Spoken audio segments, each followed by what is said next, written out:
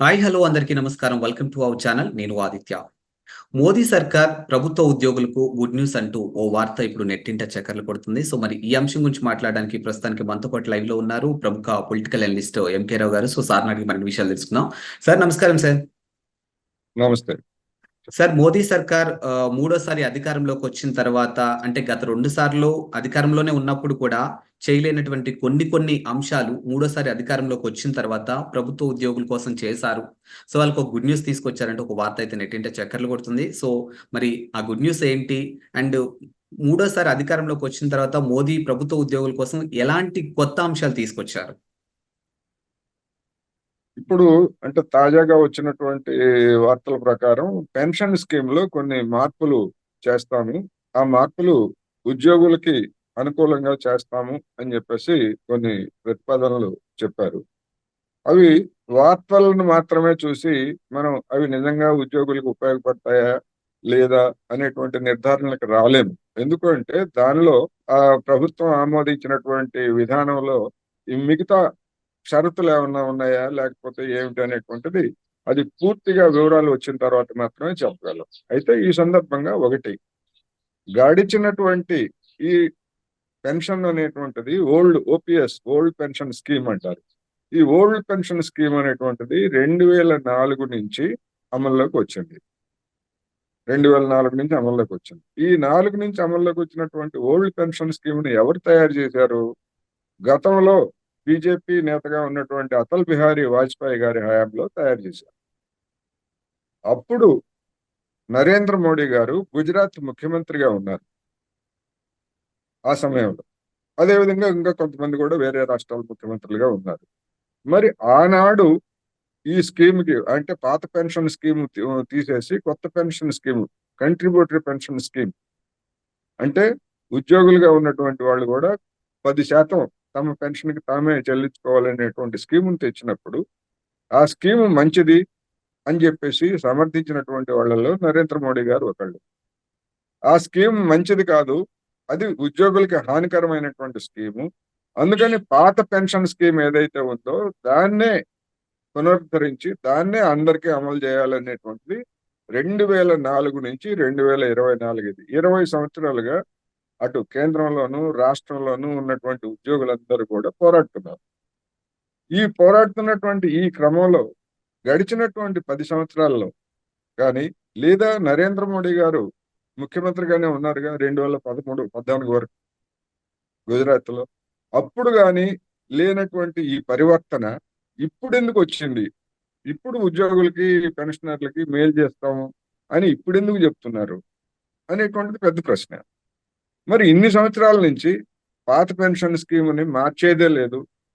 ఎవరైనా రాష్ట్రాలు గనక దాన్ని గనక మార్చేట్లయితే అది వాళ్ళ కర్మ. వాళ్ళకి కేంద్ర ప్రభుత్వం ఎలాంటి సాయము చెయ్యదు అని చెప్పేసి ఆర్థిక మంత్రిగా ఉన్నటువంటి నిర్మలా సీతారామన్ గారు గతంలో పదే పదే చెప్పారు. అటువంటి ప్రభుత్వము ఆకస్మికంగా ఏదో ఉద్యోగులకి లేదా పెన్షనర్లకి మేలు చేస్తున్నాం అనేటువంటి పేరుతోటి ఈ తెచ్చాము అని చెప్తున్నటువంటి స్కీము దీనిలో ఉన్నటువంటి వివరాలు ఏమిటి అనేటువంటిది మనం ఇంకా చూడాల్సి. అందుకని మేము ఇన్ని మేలు చేస్తున్నాం అన్నటువంటి వాళ్ళు ఉద్యోగులు కోరుతున్నటువంటి సింపుల్ గా 2004కు ముందు ఉన్నటువంటి స్కీమ్ ఏదైతే ఉందో దాన్నే ఎందుకు అమలు చెప్పరు? అది బెటర్ అని కదా అనేటువంటిది ప్రశ్న. ఆ ప్రశ్నకి ఎవరు సమాధానం చెప్పేవాళ్ళు ఎవరు మనకు కనపడరు. దీనిలో ఏదో సవరించినటువంటి స్కీమ్ లో దాన్ని మెరుగుపరుస్తున్నాం అంటున్నారు తప్ప ఆ 10% చెల్లించాలి ఉద్యోగులు తమ పెన్షన్‌కి తామే డబ్బు చెల్లించుకోవాలనేటువంటిది ఆ పద్ధతి ఏం మార్చలేదుగా. ప్రభుత్వము గతంలో తాను 14% ఎంతో చెల్లిస్తా ఉంది. ఆ 14% ఇప్పుడు 18%కి ప్రభుత్వ వాటాగా పెంచుతున్నారని చెప్తున్నారు. అది మినహా మరికొన్ని చిన్న సవరణలు ఉన్నాయని చెప్తున్నారు. ఉద్యోగ సంఘాల వాళ్ళు దాన్ని పరిశీలించిన తర్వాత చెప్తారు. అందుకని వాళ్ళు మౌలికంగా కోరుతున్నది ఏమిటి? ఓల్డ్ పెన్షన్ స్కీమ్‌ని యథాతథంగా అమలు జరపాలి అంటున్నారు. అది మినహా మేము అది చేస్తున్నాం, ఇది చేస్తున్నాం. పక్కనే మన జగన్మోహన్ రెడ్డి గారు ఆంధ్రప్రదేశ్‌లో ముఖ్యమంత్రిగా ఉన్నప్పుడు జగన్మోహన్ రెడ్డి గారు ఇదే విధమైనటువంటి నాటకం ఆడారు. ఓపీఎస్ కాదు, ఎన్‌పీఎస్ కాదు, జీపీఎస్ గవర్నమెంట్ పెన్షన్ స్కీమ్ అనే పేరుతోటి ఆయన కూడా ఇట్లాంటి నాటకం మీకు మేలు చేస్తున్నానని చెప్పి నాటకం ఆడారు. దాన్ని ఉద్యోగులు తిరస్కరించారు. అందుకని ఇన్ని పిల్లి మొగ్గలు వేయాల్సినటువంటి అవసరం ఏంటి? కేంద్ర ప్రభుత్వము పాత పెన్షన్ స్కీమును అమలు జరపడానికి వీళ్ళకు ఉన్నటువంటి ఆటంకం ఏమిటి అనేది ప్రశ్న. అందుకని దీని మీద వివరాలు వచ్చిన తర్వాత చేయాలి. అయితే ఇప్పుడు ఎందుకు ఈ విధమైనటువంటి కొత్త స్కీమ్ అని లేదా ఇంకోటని మేలు చేస్తున్నామని ఎందుకు చెప్తున్నారు అంటే, మొన్న లోక్సభ ఎన్నికల్లో లేదా వివిధ రాష్ట్రాల అసెంబ్లీ ఎన్నికల్లో ఈ పెన్షన్ స్కీమ్ మార్పు అనేటువంటిది ఒక ఎజెండాగా ముందుకు వస్తా ఉంది. లక్షలాది మంది ఉద్యోగులు వాళ్ళ కుటుంబాలకు చెందినటువంటి ఈ సమస్య, ఎవరైతే పాత పెన్షన్ స్కీమును మేము పునరుద్ధరించాం లేదా దాన్ని మేము అమలు జరపం అని చెప్పేసి ఎవరైతే చెప్తున్నారో వాళ్ళకి వ్యతిరేకంగా మారుతా ఉంది. మనం చూసాం ఆంధ్రప్రదేశ్ ఎన్నికల్లో కూడా ఉద్యోగులుగా ఉన్నటువంటి వాళ్ళు, టీచర్లుగా ఉన్నటువంటి వాళ్ళు ఎంత పెద్ద సంఖ్యలో ఓట్లని వినియోగించుకున్నారో, పోస్టల్ బ్యాలెట్ ని గతంలో ఎప్పుడు వినియోగించుకున్నంతగా పోస్టల్ బ్యాలెట్ ని ఉపయోగించుకొని జగన్మోహన్ రెడ్డి సర్కార్కి వ్యతిరేకంగా ఓటు చేసినటువంటి తీరు మనం చూసాం ఆంధ్రప్రదేశ్ లో. పోస్టల్ బ్యాలెట్ లో వచ్చినటువంటి ఓట్లు కూడా పెద్ద కొన్ని వేల సంఖ్యలో వచ్చినాయి. అవన్నీ కూడా తెలుగుదేశం కూటమికి పడ్డాయి కదా. అందుకని ఇవన్నీ చూసిన తర్వాత ఉద్యోగుల్ని లేదా పెన్షనర్లని కనుక మనం సంతృప్తి పరచకపోతే రాబోయేటువంటి రాష్ట్రాల ఎన్నికల్లో, అది ఏ రాష్ట్రమైనా కావచ్చు, ఇవాళ హర్యానా కావచ్చు, కాశ్మీర్ కావచ్చు, తర్వాత మహారాష్ట్ర, జార్ఖండ్ ఇవన్నీ ఉన్నాయి, తర్వాత బీహార్, ఉత్తరప్రదేశ్ ఇవన్నీ ఇట్లా వస్తాయి వరుసనే. వీటన్నింటిలో కనుక ఉద్యోగులందరూ ఆంధ్రప్రదేశ్ లో మాదిరి వ్యతిరేకించేట్లయితే మనకి రాజకీయంగా నష్టము అనేటువంటి అంశాన్ని నరేంద్ర మోడీ సర్కార్ గ్రహించినట్టుగా దీన్ని బట్టి చెప్పొచ్చు.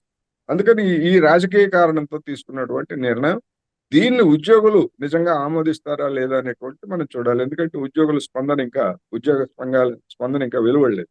ఎందుకంటే ఒక జర్నలిస్ట్ గా నాకన్నా లేదా ఇంకో వాళ్ళకన్నా వాళ్ళకి ఎక్కువ సర్వీస్ లో ఉన్నటువంటి వాళ్ళకి ఎక్కువగా తెలుస్తాయి. అందుకని నేను ఈ రాజకీయ కోణాన్ని మాత్రమే చెప్పాను. ఒక్కటి ఇదే కాదు, నరేంద్ర మోడీ సర్కార్ లేటరల్ ఎంట్రీ పేరుతోటి 45 మంది డిప్యూటీ సెక్రటరీ, డైరెక్టర్ల స్థాయిలో కేంద్ర ప్రభుత్వ శాఖల్లో తీసుకోవడానికి యూపీఎస్సీ ద్వారా ఒక నోటిఫికేషన్ జారీ చేశారు. దాన్ని రద్దు కూడా చేసుకున్నారు ఈ మధ్యనే. ఎందుకు రద్దు చేసుకున్నారంటే దానిలో రిజర్వేషన్లు లేవు. అందుకని నరేంద్ర మోడీ సర్కార్ మూడోసారి అధికారానికి వస్తే రిజర్వేషన్లు రద్దు చేస్తారనేటువంటిది ఎన్నికల ముందు జరిగిన ప్రచారం కదా. ఆ వెంటనే ఇప్పుడు లేటరల్ ఎంట్రీ పేరుతోటి ఇచ్చినటువంటి 45 వాటిల్లో రిజర్వేషన్లు అనేటువంటివి లేవు. మొత్తం ఓపెన్ కేటగిరీ, ఎవరినైనా తీసుకోవచ్చు. అందుకని ప్రతిపక్షాలు ఇదిగో మేము చెప్పింది నిజమేను, నరేంద్ర మోడీ సర్కార్ వస్తే రిజర్వేషన్లు రద్దు చేసి మొత్తం అన్ని ఓపెన్ కేటగిరీలు పెట్టేశారు, దానికి నిదర్శనం 45 యూపీఎస్సీ పోస్టులు అని చెప్పేసి చెప్పడంతో రాష్ట్రాల ఎన్నికలు ముందు ఉన్నాయి. అందుకని రిజర్వేషన్లు రద్దు చేయడానికి ఇది ఒక మార్గం అని చెప్పేసి జనం అనుకునేట్లయితే దాన్ని వెంటనే రద్దు చేయడానికి కారణం ఇదే. అందుకని రాజకీయ పరమైనటువంటి ఇటువంటి నిర్ణయాలు జరుగుతున్న నేపథ్యంలో ఈ పెన్షన్ స్కీమ్ గురించి ఉద్యోగ సంఘాల స్పందన వచ్చేంత వరకు అది మంచిదేనా లేకపోతే కాదని కానీ మనం చెప్పలేము. కానీ దీనికి ఉన్నటువంటి రాజకీయ నేపథ్యం మాత్రం ఇదే, కేవలం ఓట్ల కోసం చేశారనేది స్పష్టం. Thank you sir.